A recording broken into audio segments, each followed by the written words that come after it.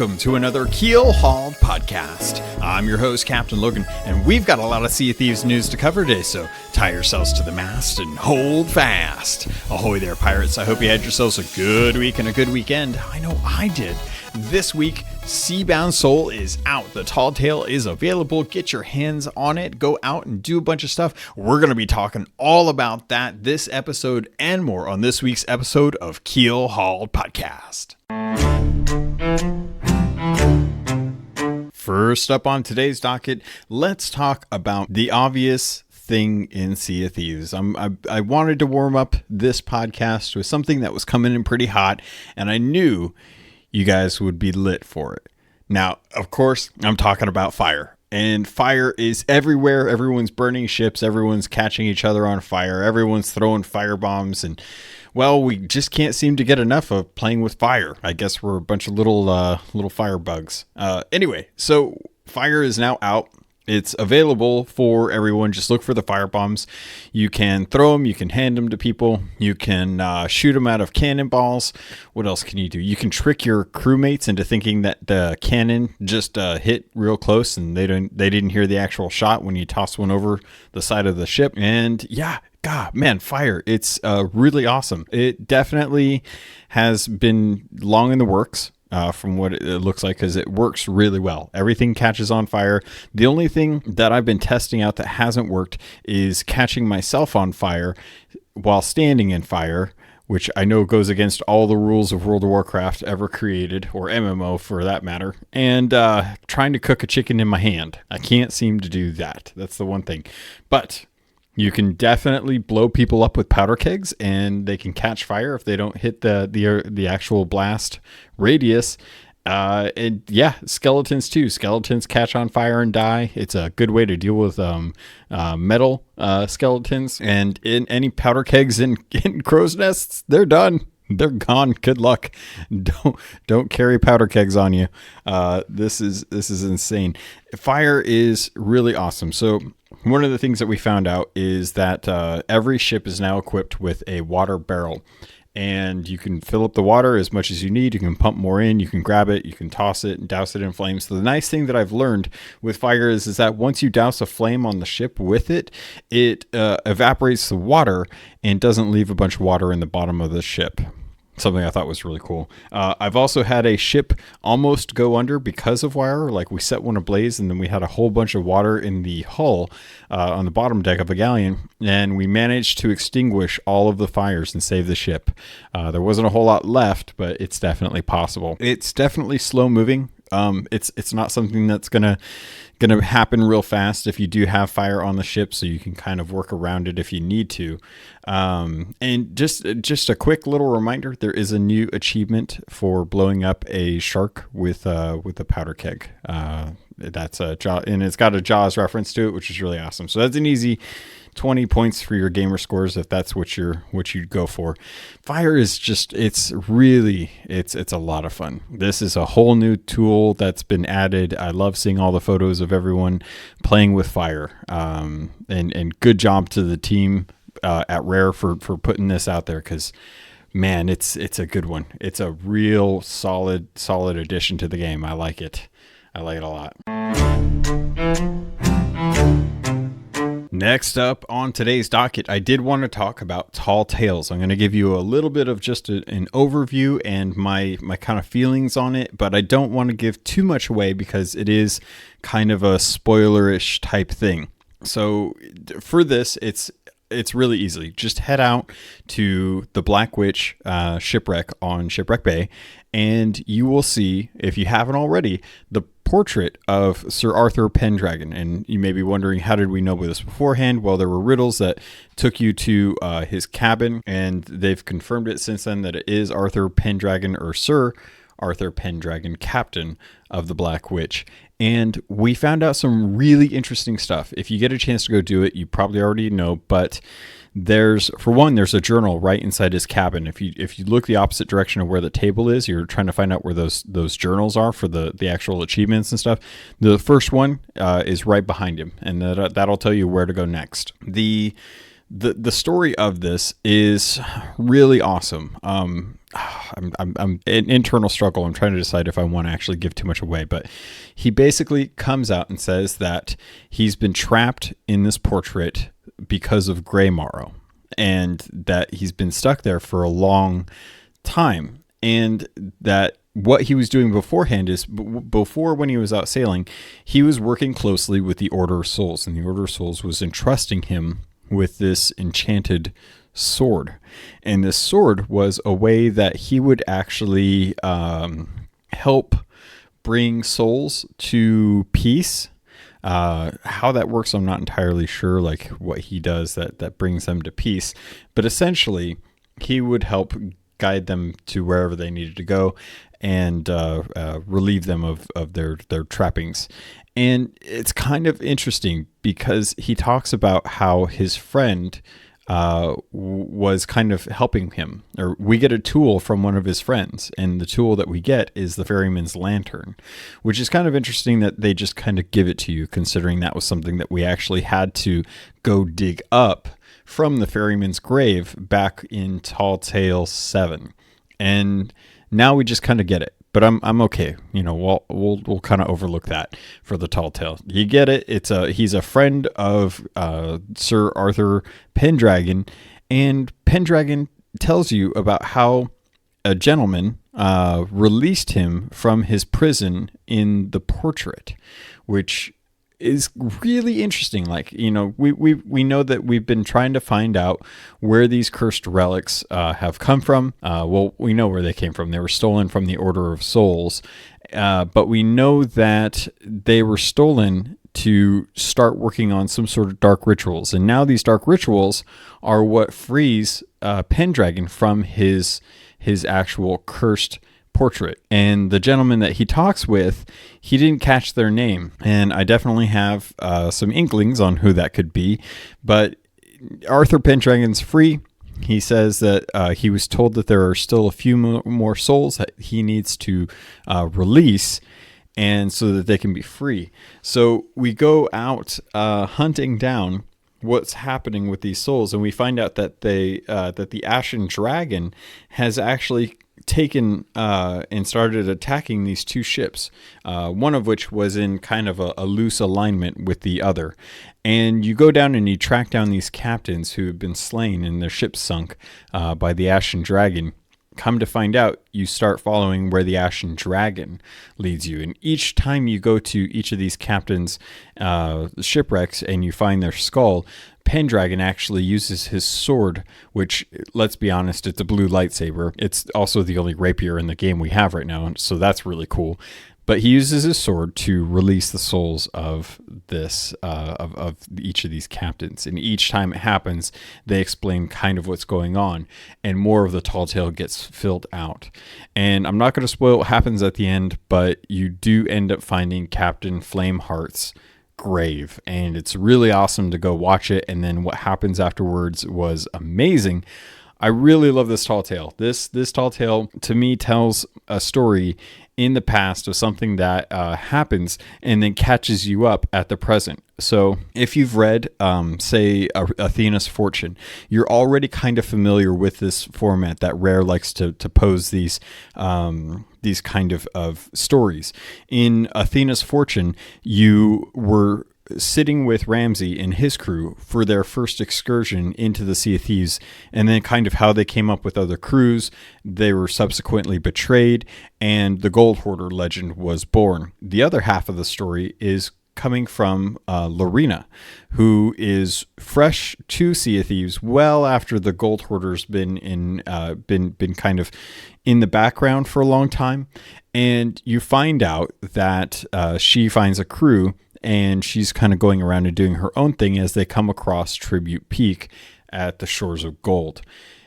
It's really interesting to see how two stories, one from current day working towards the past, and then one from the past working towards the future, are coming together. Because that's kind of what's happening right now, is stuff was happening in this tall tale where Arthur Pendragon is kind of the linchpin behind all this. You know, he's the one that is guiding us to the past. And then as we get closer and closer to the past, we start to uncover more and more of what our future is going to look like with Sea of Thieves.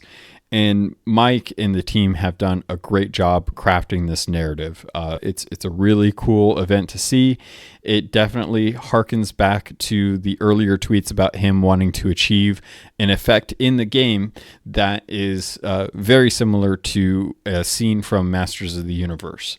Again, I don't want to spoil too much about it. If you've already done it, you already understand what I'm getting at.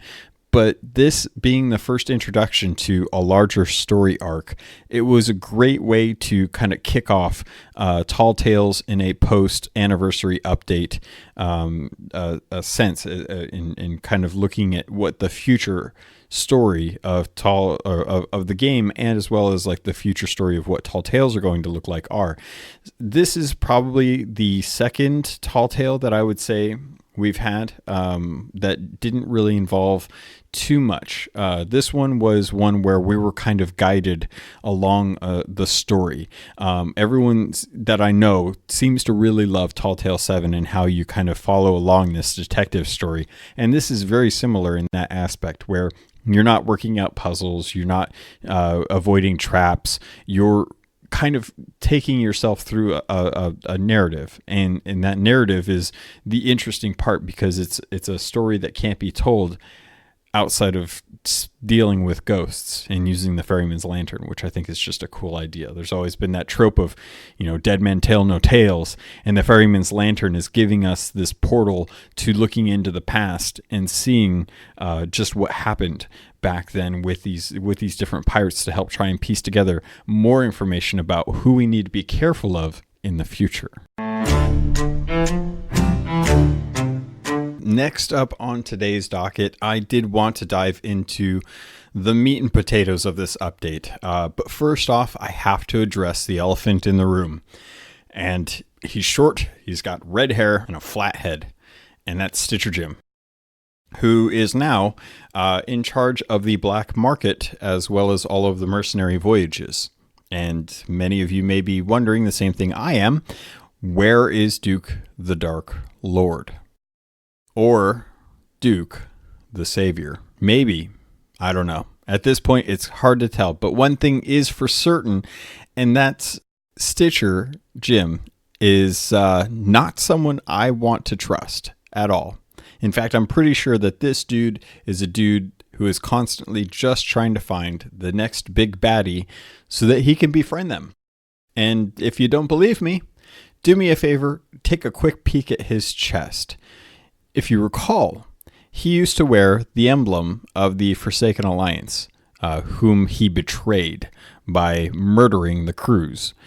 And now, well, he's wearing something a little different. He's wearing one of two possible people's fingers.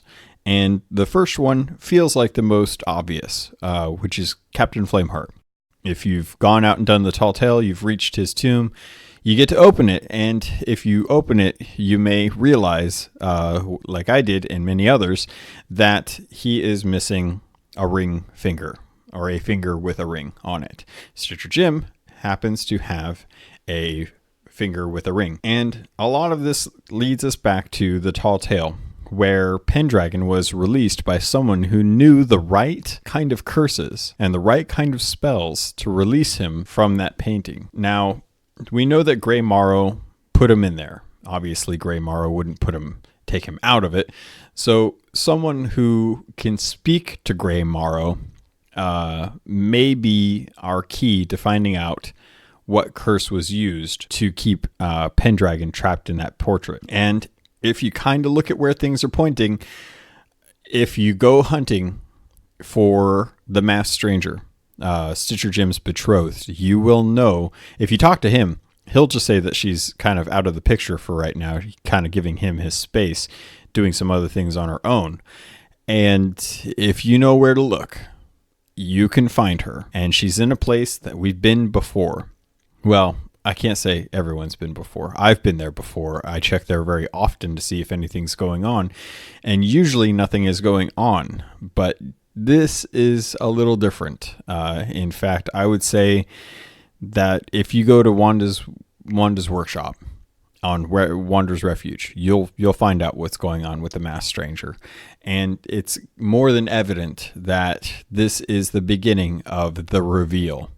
This is kind of the, this is the unmasking of Darth Vader. This is basically us finding out that Darth Vader is Luke's father in Sea of Thieves. We have found out, and it's been teased for quite a while, that that Wanda is back. And her and Jim are together for whatever that means. And that Stitcher Jim is using Duke's blind trust to gain favor, to get closer to the items that we constantly get for them. This time around, we're getting tombs. We're getting Ashen tombs from Ashen chests that we need Ashen keys to open up to return to them. And there's a few things in the game itself that I think are really awesome. There are voyages now that Duke offers. 3 of them are going to be for each of the 3 original seas: the Shores of Plenty, the Wilds, and the Ancient Isles. Each of those will send you to a skeleton to go kill and then get an order from, who will then send you to that island, typically to dig up a chest or a key. Typically a key if it's one of those 3. And then he has a Pirate Legend voyage available, which will send you to a couple islands to go dig up trinkets and such, at which point you can then dig up the Ashen chests to open up with the Ashen keys. A lot of people have been doing the regular stuff where they've been sailing out, and as they're going out to different areas, they'll notice that there are the emergent skeleton captains, but they aren't skeleton captains. They're Ashen keymasters and Ashen guardians. And these guardians are keepers of maps who will give you chests. The keymasters will give you maps to dig up keys. You need both of them to be able to unlock the chests to get the trinkets inside, as well as the tombs. Some of them, when you open up, will actually have bags of gold or bags of doubloons that will give you a small portion of currency there. And most of them will have 1, maybe 2 tombs inside. Typically 1, from what I've noticed.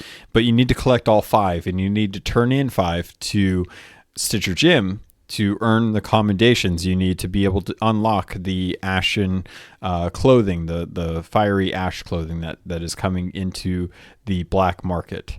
I love that they're bringing that stuff in.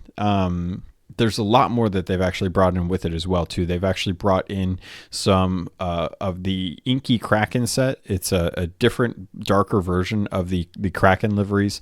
They also brought in Dirty Rotten Bilge Rat clothing, which it's just a recolor of the Bilge Rat clothing. The Forsaken Ashes ship, which has the cannon, the capstan, and the wheel for the Forsaken Ashes ship cosmetics. The Wailing Barnacle items, which is ironic because it's his whaling. He was the captain of the Wailing Barnacle. So the Wailing Barnacle items are now in game, as well as a set of Wild Rose weapons, which if you like the Wild Rose Tall Tale, they now have some accompanying weapons for that. And, I really just can't get past the fact that Stitcher Jim is back. He's in a position of trust with the different trade companies I'm he's being asked to represent the bilge rats, and it's not cool, man. I'm still trying to work that one out. Why and how we're actually letting this fly. But I can't imagine that this is going to last long. If you're out there and say you're getting into the Sea of Thieves and you're jumping in to try and figure out how to kind of deal with the actual chests and stuff, anytime you find a key, you can turn that in for 5 doubloons. Anytime you find a chest, you can turn that in for 10 doubloons. If you find a key in a chest and you open up the chest and then you get the stuff inside and you just have the chest left over, you can still turn in the Ashen chest for 10 doubloons, even if it's empty. So if you've been sitting those around, leaving them for people for the next time you go to actually leave the game and you plan on doing something else, or you're done for the night and you have all these chests that you want to leave for the next person, do yourself a favor, take those Ashen chests, even though they're empty, and go turn them in for 10 doubloons. Because there's a lot of stuff in the black market right now, and the Inky Kraken set is definitely the most expensive. It's probably almost as expensive, if not more, than the cosmetics used to be when the game first came out, when those ship cosmetics were extremely expensive. Now that everyone has millions and millions of gold, except for me, it's a lot harder for gold to come by. So if you're like me and you don't have the money to buy all that stuff, there's some easier ways of getting gold if you don't have a whole lot of time. And some of them are kind of tough, but the one that I would recommend right now is if you're playing the game, you don't have a whole lot of time, but you want to make a fair amount of gold, hop into a server and check and see if there's a Reaper's chest in on the seas, and then try and go and get that Reaper's chest and turn it in, because once you turn it in, you get 25 doubloons. And you're probably wondering, well, how the heck is that supposed to help me with, oh, that's right, there's a conversion for doubloons to gold. Now, a lot of you are probably thinking, Logan, that's a stupid way of turning doubloons into gold. Right, I understand. You probably don't think so, but that Reaper's chest is worth 25 doubloons. Have you looked at the currency exchange rate now? It's 20 doubloons for 10,000 gold. When was the last time you found one chest out in the sea, all on its own, with no attaching quests or anything like that, that was worth 10,000 gold? Well, you're probably saying that the box of wondrous secrets is there and that's worth 25k. Yeah, true. But you don't have to look for a Reaper's chest. It's on the map and it's bright and right in front of you. And because a lot of people have kind of stopped going for those, there are a lot more up for grabs and they're a lot easier to obtain. So if you're looking for a quick way to get gold, go and pick up every single Reaper's chest you can get the 25 doubloons, and then convert 20 of that into 10,000 gold. It was a free chest. You didn't have to do any events or anything for it. It was just out in the open. Subsequently, if you're already working on the Ashen chest quests, say you do the Pirate Legend one and you get 2 Ashen chests, or if you're doing the newly revamped version of the ship battles, the Ashen ship battles, now where you're fighting off ships in that battle, and you see the big giant red ship cloud in the sky and you go do battle, you get all those chests.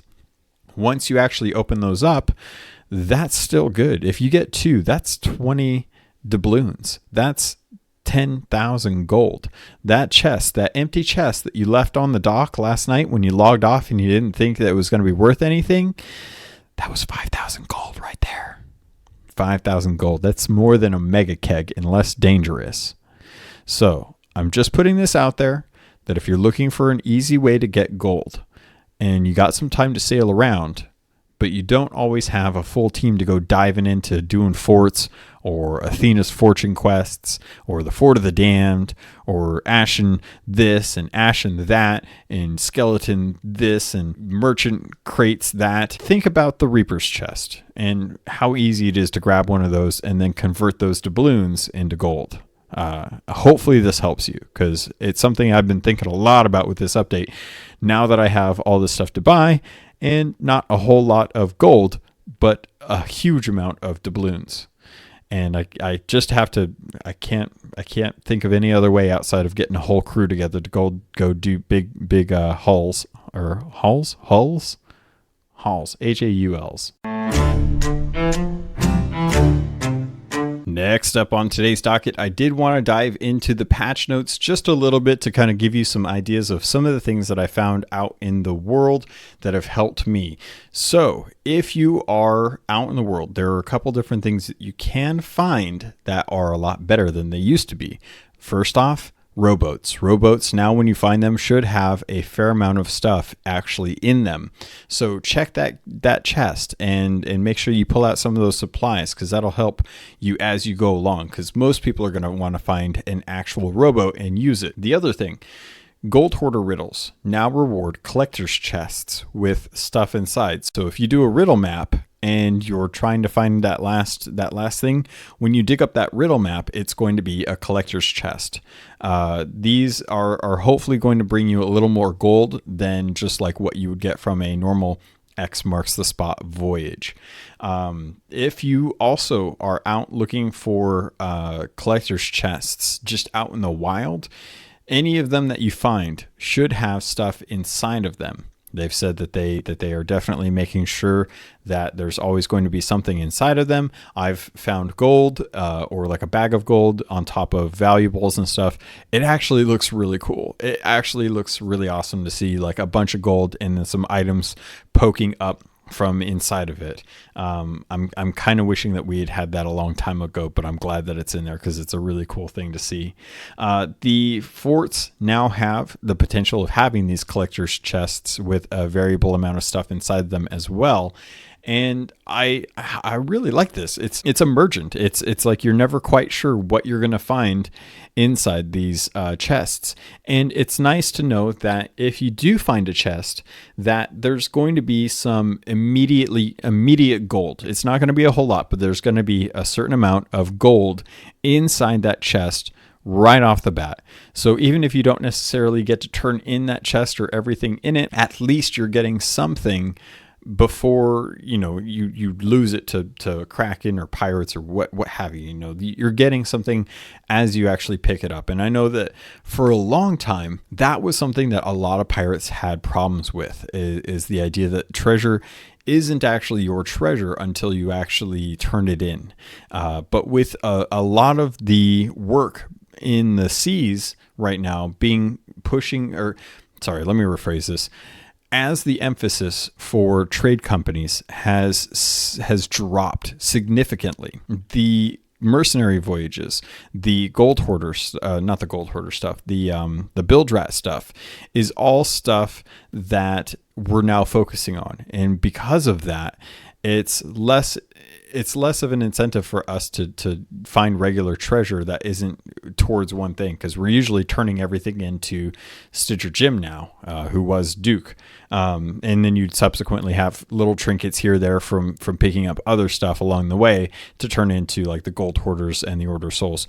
So I'm really liking this idea of getting something immediately when finding treasure. You find some and it's awesome, it's great. And it makes sense that now with the Sea of Thieves, as we've defeated the Gold Hoarder, as we're constantly digging up all these captains, all these marauders chests, all these chests that we're turning into the Gold Hoarders, it would make sense that most of those chests are leaving the world and we're starting to see more chests of other people's treasure. And what I mean by that is all of these chests that we had before were ones that we could only take to gold hoarders. They were the only ones that had the gold key to be able to open up these chests. Now that more of those have been turned in, it makes sense that we would start seeing treasure that is being buried by other people and something that we can actually open up instead of being locked away with one of those really tightly made, whatever you want to call it, from the gold hoarders. Like Ramsey's chests are no longer as widely found. It's a weird thing to think that something like that could be explained away in lore. And I keep thinking about how amazing of a job the team at Rare has done when actually putting out this lore and finding ways to kind of explain game mechanics and stuff. Moving on though, campfires are now like a process. Before there was always just a bunch of campfires out in the world and they were always burning. Now you have to use a piece of wood and you have to use your lantern to actually set a campfire ablaze. And it's actually pretty cool. I like this because it kind of brings a little more immersion, and also it sets off a huge pillar of smoke, letting people know that someone was on that island fairly recently and put a campfire up for people to use. So it's going to lead to a lot of pirates knowing, like, if someone's actually on the island and using it for stuff, as opposed to, getting away with it without anyone actually being aware. There's also portable ammo crates out there. Isn't that crazy?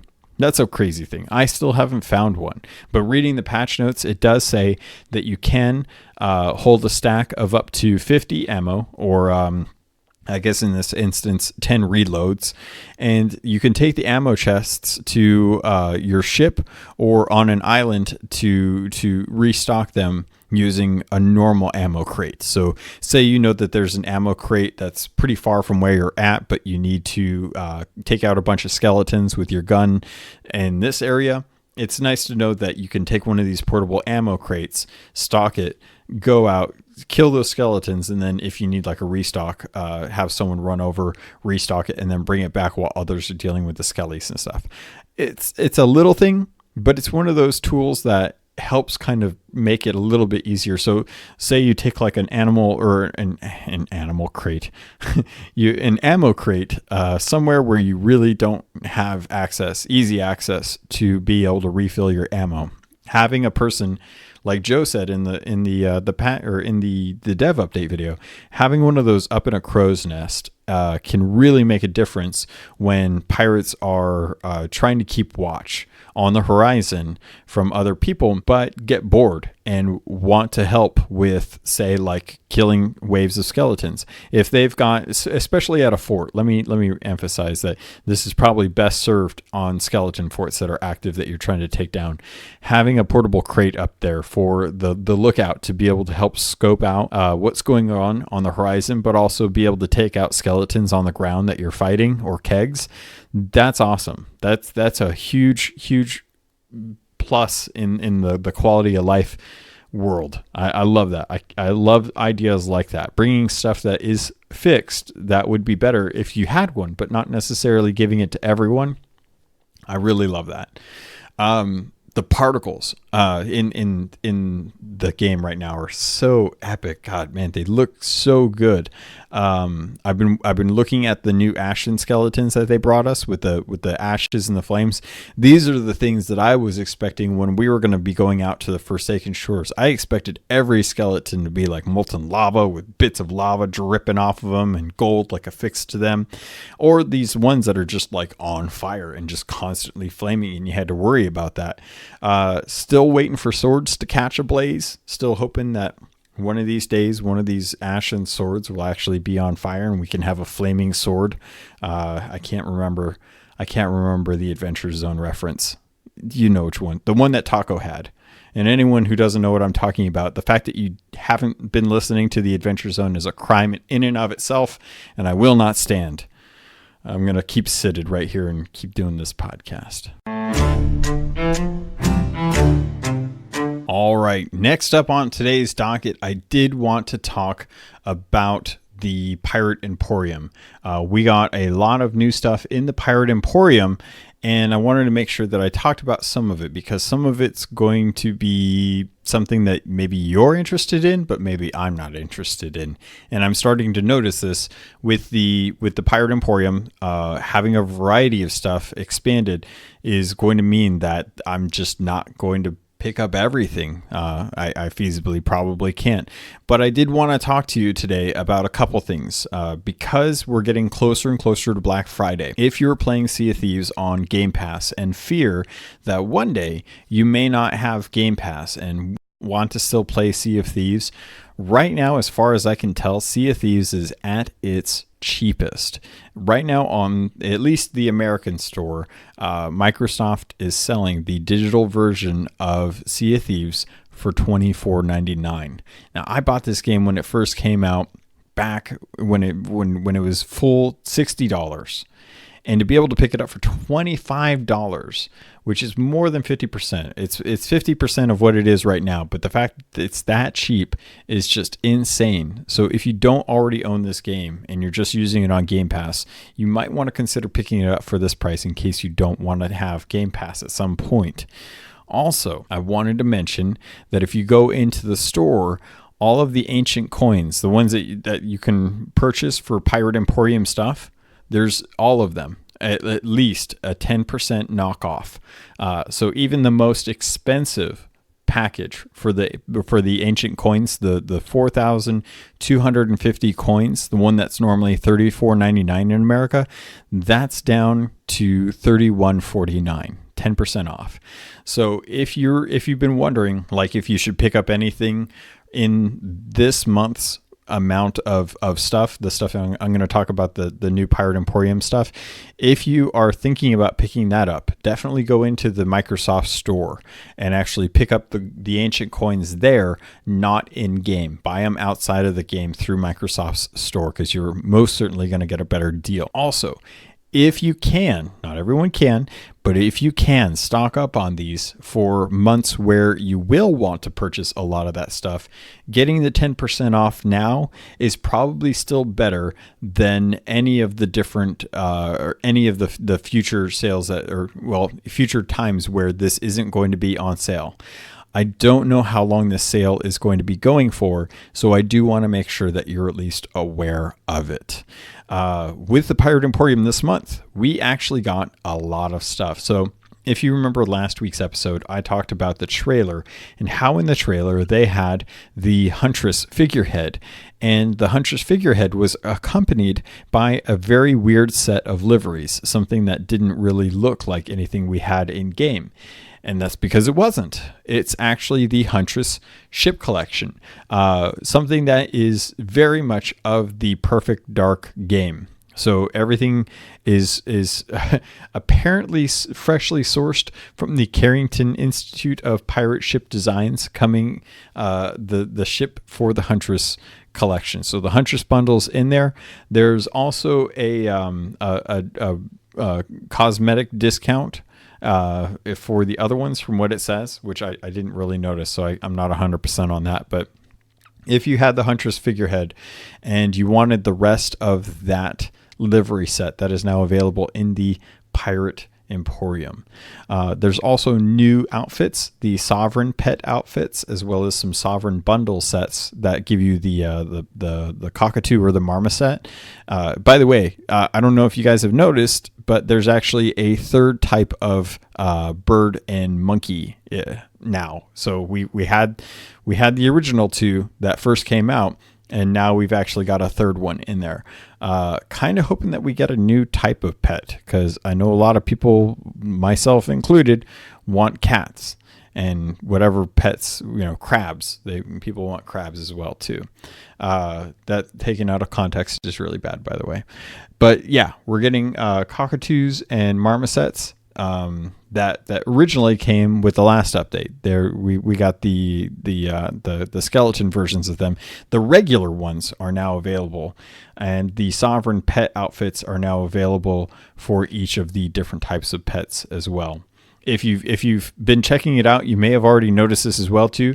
The Festival of Plenty is the first festival or first kind of Thanksgiving event that we're getting, but all of it is pretty much stuff that kind of revolves around the kind of like fruit, I guess.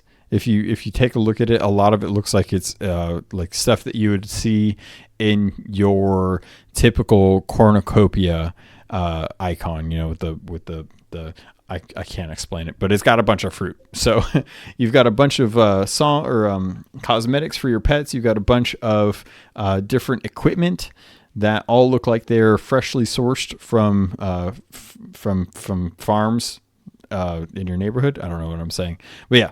So go check those out. Those are all going to be available for the next month.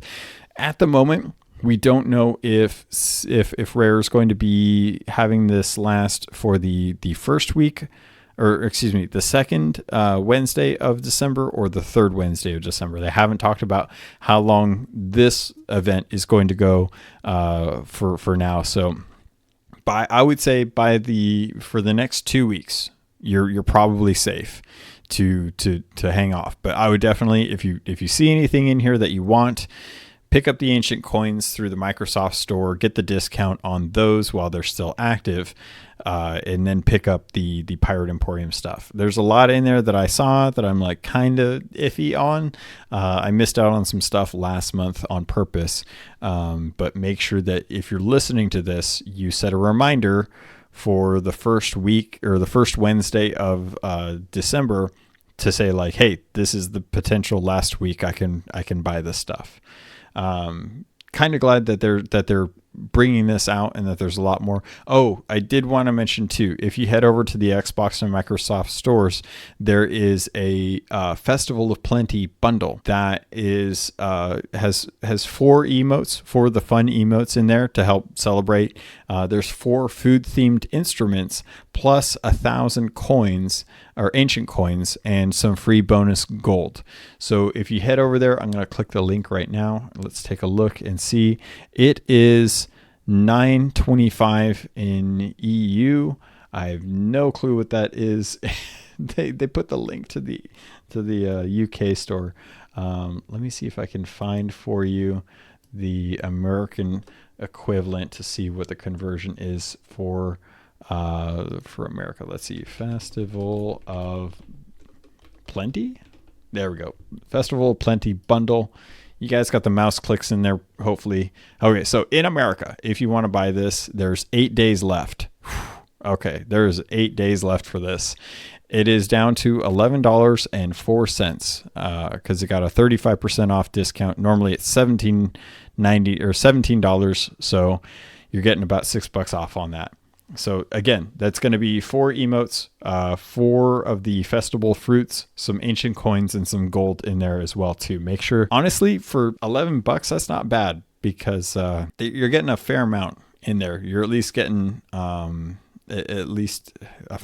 you're getting some good stuff with that. I might actually just pick this up right now, but that would make for bad podcasting, so I'll avoid that. And I'm trying to think. I know I will probably be thinking of other things after I get done recording this that I totally forgot, but I got to move on. I have to move on.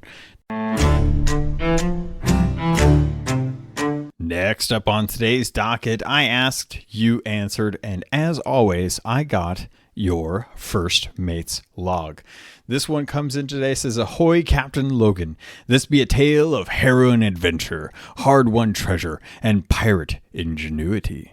Whilst sailing the Sea of Thieves in the Krusty Krab, flagship galleon of the Krusty Crew, we neared the end of our evening's journey. Our supplies were low, our gold was sold, and the pirates were sleepy. Then, off in the distance, a skeleton fleet cloud appeared. The Krusty Crew, never one to back down from a challenge, no matter how ill-advised, set sail with limited rations and sleep-deprived silliness.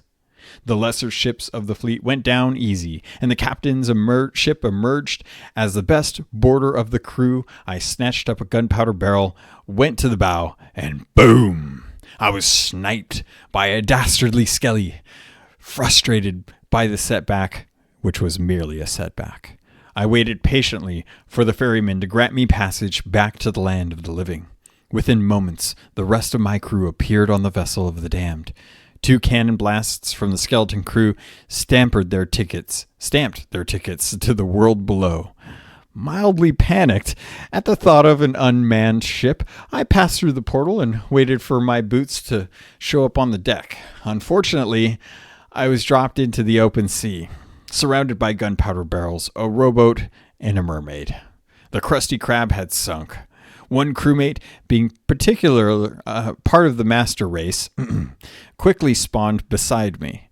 The other 2 were not as lucky, spawning far away with the new ship at Smuggler's Bay.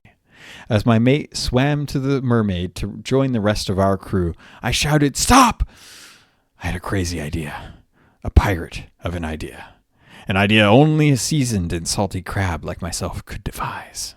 Knowing that the skelly ships may dive back into the depths at any moment, I knew now was our only chance to claim the treasure. After instructing the duo at Smuggler's Bay to make sail in our direction, I hauled myself into a rowboat and began collecting our barrels. As the whale lord had blessed us, with a harpoon-equipped rowboat. We would be taking down the skeleton captain's ship ourselves. Dubbed the Crusty Zoe, and loaded with explosives, I began to row, with my newly christened first mate on the harpoon.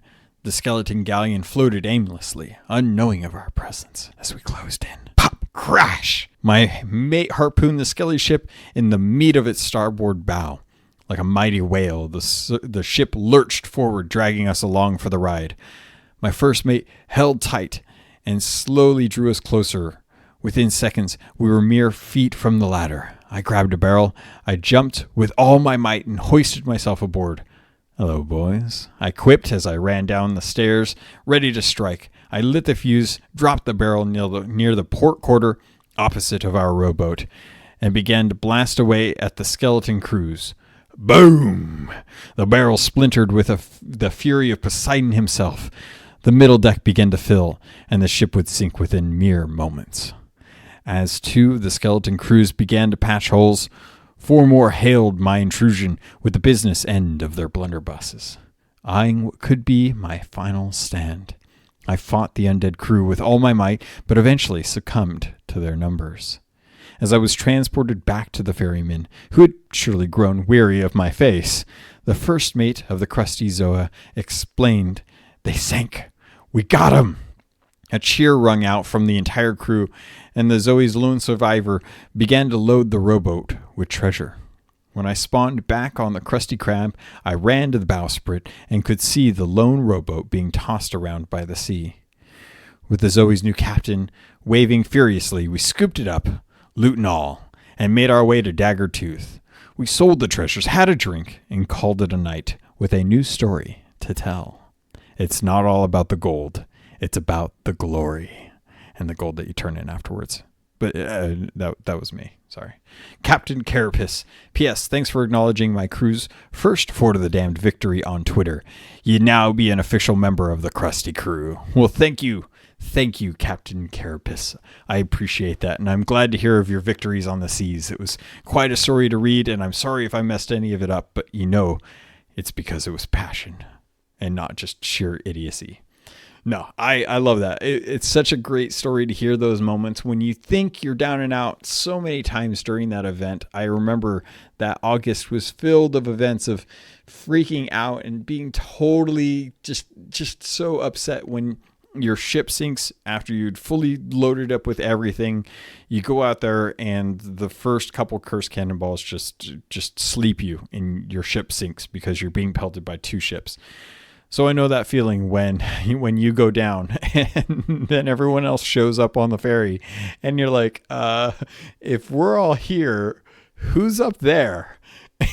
Then the panic starts to sink in and you start to worry about whether or not your ship's going to make it. I'm glad to hear that you guys didn't have a fully stocked ship, though. That would have been very depressing to read.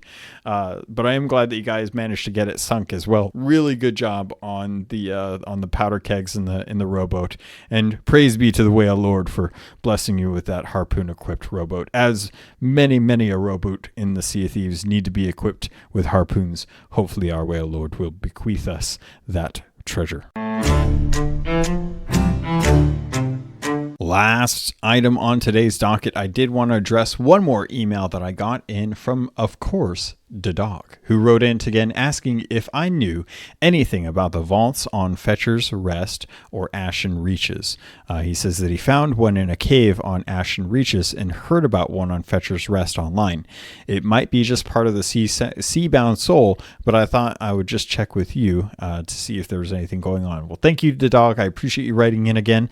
And unfortunately, we don't know much about what's going on. I've heard rumors that some people have managed to get down in there, but as far as whether or not we're going to be getting that for this tall tale, unfortunately, I think not.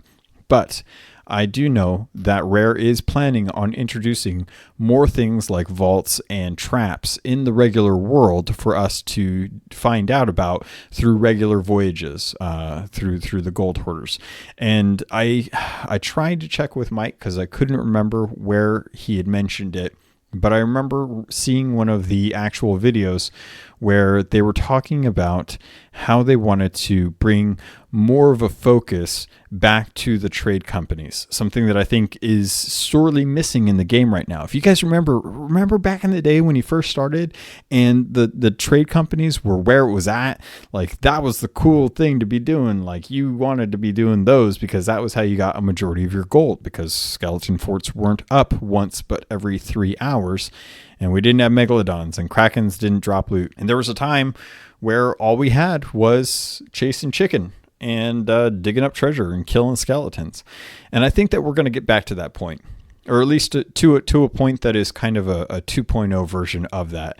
And I'm looking forward to when trade companies are now like a representation. You know, we're level 50 with all of them, but really like we should be able to like supersize one of these things and say like, well, if I'm going to be out in the world and I want to represent my reputation with, say like the Athena's Fortune or with the Gold Hoarders, kind of goes back to when we were talking about everyone putting on the same Gold Hoarder liveries on a ship. You got like a super version of that, like a big super shredder version. I can't think of any other reference. I don't know. It just popped into my head. I'm so sorry. I don't know why I referenced super shredder. TMNT 2 was still a good movie though. Go Ninja, go Ninja, go.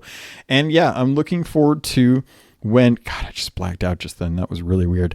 I'm really looking forward to when we're actually getting to a point where the trade companies are kind of like we are ambassadors to the trade company, and we decide like, you know, if we're going to get these really cool voyages that are going to have us do tall tale epic level of stuff for these trade companies, or we're going to have to help decide like how that faction is going to survive in the future of the game with all this other stuff going on and whatnots. And that's just a really cool time that I'm looking forward to find out what that's all about. But I'm happy to hear that Rare is not forgetting about the original trade companies, especially with the comics that have just recently come out, and how there's even more emphasis on that. Which, by the way, I'm looking at you right now. You're listening to my voice. You know who you are. You forgot to go get the free comics off of Comixology. So I don't want you to forget that. Go listen to last week's episode. Get the codes. You're not doing it. I want you to write a note right now. I hope that you did that. If you didn't, again, I'm very disappointed in you. I was expecting better. But that's okay. I still love you. And with that, Pirates, I think that's going to do it for this episode. So, Pirates, thank you so much for listening to Keelhauled Podcast. It is a passion of mine to be able to bring this to you every single week, and for you to listen to it and enjoy it and give me the feedback. Tell me your stories. Ask me questions. I love being this person that can help answer these things for you so that you can focus on what is the best part of the game, which is playing it and enjoying it and having that much fun. So Pirates, thank you. If you can do me a favor, as always, there's plenty of ways to help support the podcast. You can either send me a message and I can get you PayPal information if you want to donate to it.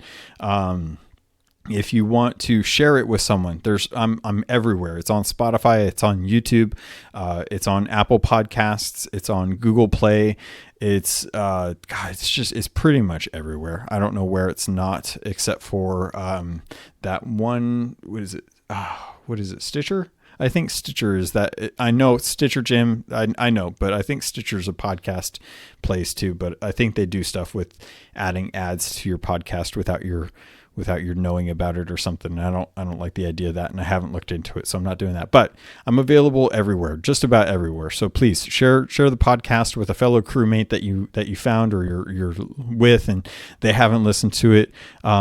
Like, subscribe, follow the podcast on Spotify, subscribe on your podcatcher of choice.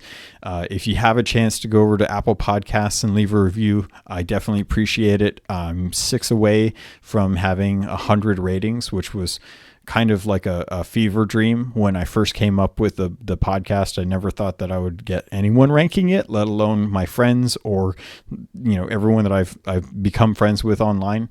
And yeah, I'm looking forward to this month because God, there's so much good stuff out there to play. There's so much good stuff to enjoy.